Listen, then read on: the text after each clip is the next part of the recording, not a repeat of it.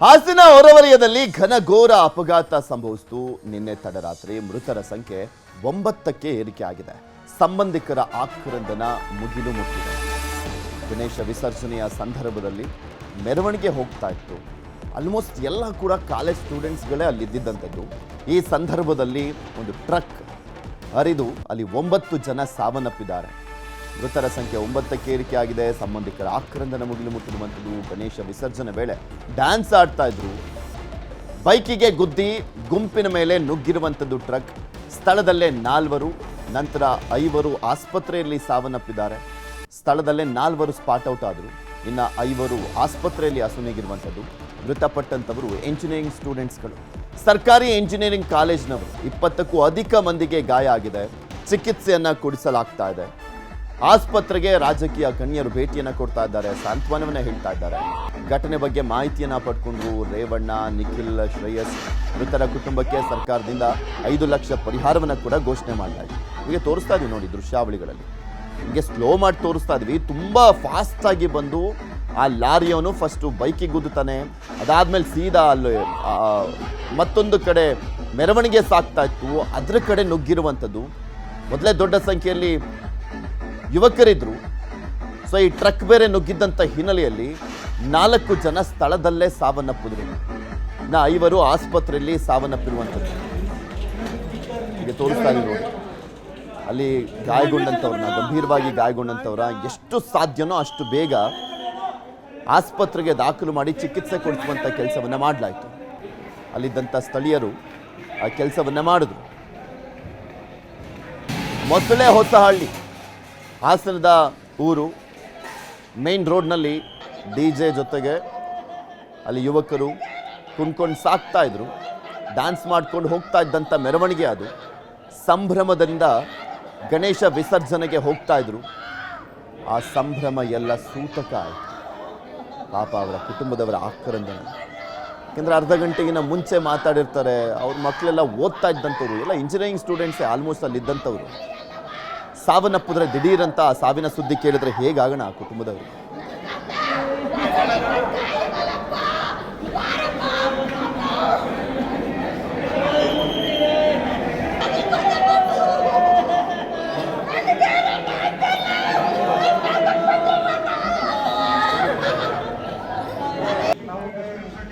ನಿಮಗೆ ತೋರಿಸ್ತಾ ಇದ್ವಿ ದೃಶ್ಯಾವಳಿಗಳಲ್ಲಿ. ಸ್ಥಳಕ್ಕೆ ಹಾಸನದ ಶಾಸಕರು ಸ್ವರೂಪ್ ಪ್ರಕಾಶ್ ಅವರು ಮತ್ತು ಒಂದು ಕಡೆ ನಿಖಿಲ್ ಕುಮಾರಸ್ವಾಮಿ, ನಿನ್ನೆ ರಾತ್ರಿನೇ ಶ್ರೇಯಸ್ ಪಟೇಲ್ ಹಾಸನದ ಸಂಸದರು, HD ರೇವಣ್ಣ ಇವರೆಲ್ಲರೂ ಕೂಡ ಹೋಗಿದ್ರು. ಎಲ್ಲರೂ ಹೋಗಿ ಸಾಂತ್ವನವನ್ನು ಹೇಳ್ತಾ ಹೇಗಾಯಿತು ಘಟನೆ ಅನ್ನುವಂಥದ್ರ ಬಗ್ಗೆ ಮಾಹಿತಿ ಪಡ್ಕೊಳ್ತಾರೆ.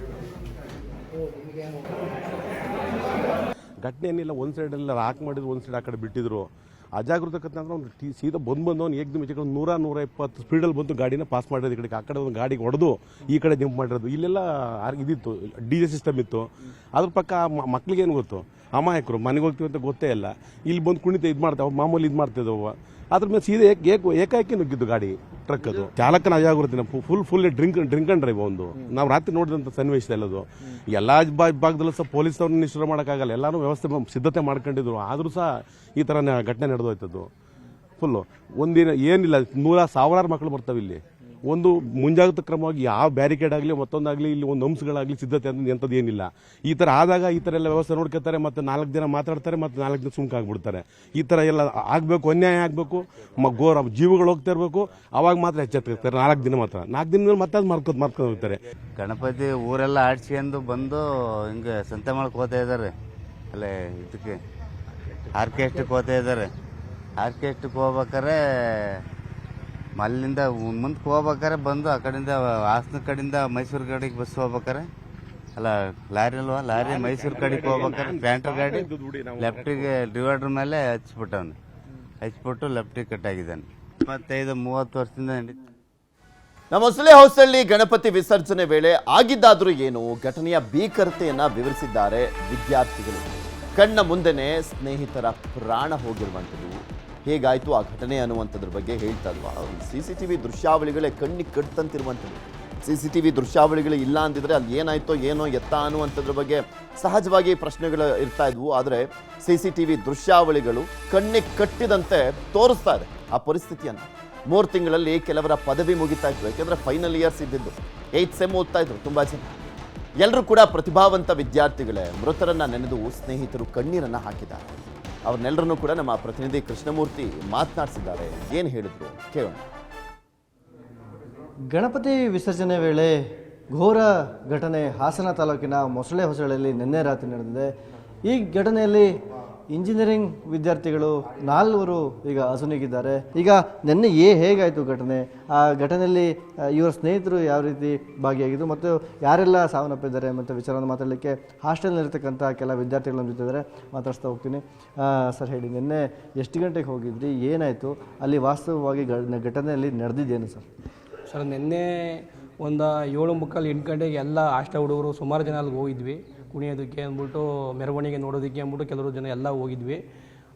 ಹೋಗಿದ್ದ ಸಂದರ್ಭದಲ್ಲಿ ಏನಾಯಿತು ಅಂದರೆ ಮೇನ್ ರೋಡಿಗೆ ಬಂತು ಮೆರವಣಿಗೆ. ಮೇನ್ ರೋಡಿಗೆ ಬರಬೇಕಾದ್ರೆ ಟ್ರಕ್ ಬಂದಿರೋದು ಯಾರೋ ಕೂಡ ಗೊತ್ತಿಲ್ಲ. ಇನ್ನೊಂದು 10 ನಿಮಿಷ ಆಗಿದ್ರೆ ರೈಲ್ವೆ ಗೇಟ್ ದಾಟ್ತಿತ್ತು ಇದು ಮೆರವಣಿಗೆ. ಬಟ್ ಏನಾಗಿದೆ ಅಂದರೆ ಡೈರೆಕ್ಟ್ ಭಾರಿ ಫಾಸ್ಟಾಗಿ ಟ್ರಕ್ ಬಂದಿರೋದ್ರಿಂದ ಏಕದಮ್ ಬಂದು ಯಾರೋ ಗೊತ್ತೇ ಇಲ್ಲ, ಅಲ್ಲಿ ಗೊತ್ತೇ ಆಗಿಲ್ಲ, ಆ ಥರ ಬಂದು ಹೊಡೆದಿದ್ದಾನೆ. ಹಂಗಾಗಿ ಮೃತಪಟ್ಟಿದ್ದಾರೆ ಸರ್. ಅದರ ಈಗ ಎಷ್ಟು ಗಂಟೆಗೆ ಹೋಗಿದ್ರಿ, ನೀವು ಯಾರೆಲ್ಲ ಹೋಗಿದ್ರಿ ಮತ್ತು ಎಷ್ಟು ಜನ ಇಂಜಿನಿಯರಿಂಗ್ ವಿದ್ಯಾರ್ಥಿಗಳು ಮತ್ತು ಡಿಪ್ಲೊಮಾ ವಿದ್ಯಾರ್ಥಿಗಳು ನಿನ್ನೆ ನಡೆದಂಥ ಗಣೇಶ ಮೂರ್ತಿ ವಿಸರ್ಜನಾ ಕಾರ್ಯಕ್ರಮದಲ್ಲಿ ಭಾಗಿಯಾಗಿದ್ರಿ? ಸರ್ ಸುಮಾರು 25 ಜನದಿಂದ 30 ಜನ ನಮ್ಮ ಹುಡುಗರುಗಳೇ ಇದ್ದರು. ಇಲ್ಲಿ ಹಾಸ್ಟೆಲ್ ಏನು ಬಾಯ್ಸ್ ಹಾಸ್ಟೆಲ್ ಏನಿದೆ, ನಾವು ಒಂದು 30 ಜನ ಇಲ್ಲೇ ಹೋಗಿದ್ವಿ. ಕೆಲವ್ರು ನೋಡೋಕೆ ಹೋಗಿದ್ರು, ಕೆಲವ್ರು ಕುಣಿತಿದ್ರಲ್ಲ. ಒಟ್ಟಿನಲ್ಲಿ ಸಮಾರಂಭಕ್ಕೆ ಎಲ್ಲ ಹೋಗಿದ್ವಿ. ಹಿಂಗಾಯ್ತು ಅಂತ ಖಂಡಿತ ಸರ್ ಗೊತ್ತಿಲ್ಲ ಸರ್ ಇದು ಹೆಂಗಾಗಿದೆ ಅಂತ. ಬಟ್ ಏಕದಮ್ ಒಂದು ಕಂಟೈನರ್ ಒಂದು ಹೊಡೆದಿಟ್ಟಿಗೆ ಎಲ್ಲ ಸಾವನ್ನಪ್ಪಿದ್ದಾರೆ ಸುಮಾರು ಜನ. ಈಗ ನಿಮ್ಮ ಗೆಳೆಯರಾಗಿದ್ದಂಥ ಮಿಥುನ್ ಆಗಿರ್ಬೋದು, ಈಶ್ವರ್ ಆಗಿರ್ಬೋದು, ಇಂಥ ಯಾರೆಲ್ಲ ನಿನ್ನೆ ಅಸುನೀಗಿದ್ದಾರೆ? CS ಹುಡುಗ ಒಬ್ಬ ಸುರೇಶ್ ಅಂದ್ಬಿಟ್ಟು ಅವನೊಬ್ಬ ಮೃತಪಟ್ಟಿದ್ದಾನೆ. ಮತ್ತು ಮಿಥುನ್ ಅಂದ್ಬಿಟ್ಟು ನಮ್ಮ ರೂಮ್ ಎಷ್ಟೇ ಅವನು ಕೂಡ ಮೃತಪಟ್ಟಿದ್ದಾನೆ. 4 ಟೋಟಲ್ ನಮ್ಮ ಅಷ್ಟರಿಂದ 2 ಜನ ಸರ್. ವಿದ್ಯಾರ್ಥಿಗಳು 4 ಜನ ಮೃತಪಟ್ಟಿದ್ದಾರೆ. ಹೌದು ಸರ್. ಇನ್ನೊಬ್ಬರು ವಿದ್ಯಾರ್ಥಿ ಘಟನೆಯ ಸ್ಥಳದಲ್ಲಿದ್ದಂಥ ವಿದ್ಯಾರ್ಥಿನ ಮಾತಾಡ್ತೀನಿ. ಹೇಳಿ ಸರ್, ಪ್ರತಿನಿತ್ಯ ಜೊತೆಗೆ ಇರ್ತಿದ್ರಿ, ನಿನ್ನೆ ಒಂದು ಘೋರ ಘಟನೆ ನಡೆದಿದ್ದು, ಹೇಗಾಯಿತು ಮತ್ತು ನಿಮ್ಮ ಸ್ನೇಹಿತರ ವಿದ್ಯಾಭ್ಯಾಸ ಹೇಗಿತ್ತು ಸರ್? ನಮ್ಮ ಸ್ನೇಹಿತರು ನಾವು ಚೆನ್ನಾಗಿ ಓದ್ತಿದ್ವಿ ಸರ್. ನಾವು ನೈಟ್ ಊಟ ಮಾಡ್ತಿದ್ರೆ ನಮಗೆ ಇನ್ಸಿಡೆಂಟ್ ಗೊತ್ತಿಲ್ಲ ಸರ್. ನಾವು ಊಟ ಮಾಡ್ಕೊಂಡು ರೂಮಲ್ಲಿ ಕೂತ್ಕೊಂಡಿದ್ವಿ. ನಾವು ರೂಮಲ್ಲಿದ್ದಾಗ ಕಾಲ್ ಬಂತು ನಮಗೆ. ನಾವು ಕಾಲ್ ಬಂದಾಗ ಹೋದರೆ ಅವಾಗ ಇನ್ಸಿಡೆಂಟ್ ನಡೆದಿತ್ತು ಸರ್. ಅದು ಯಾವ ಥರ ಆಯಿತು ಅಂತ ನಮಗೆ ಆ ಮಾಹಿತಿ ಗೊತ್ತಿಲ್ಲ ಸರ್. ಈಗ ಮತ್ತೊಬ್ಬ ವಿದ್ಯಾರ್ಥಿನ ಮಾತಾಡ್ತೀನಿ. ಸರ್ ಹೇಳಿ, ನಿನ್ನೆ ಅಷ್ಟೇ ಮಿಥುನ್ ಅವರು ಹುಟ್ಟುಹಬ್ಬನ ಆಚರಿಸ್ಕೊಂಡಿದ್ರು, ನೀವೆಲ್ಲ ಅದರಲ್ಲಿ ಭಾಗಿಯಾಗಿದ್ರಿ.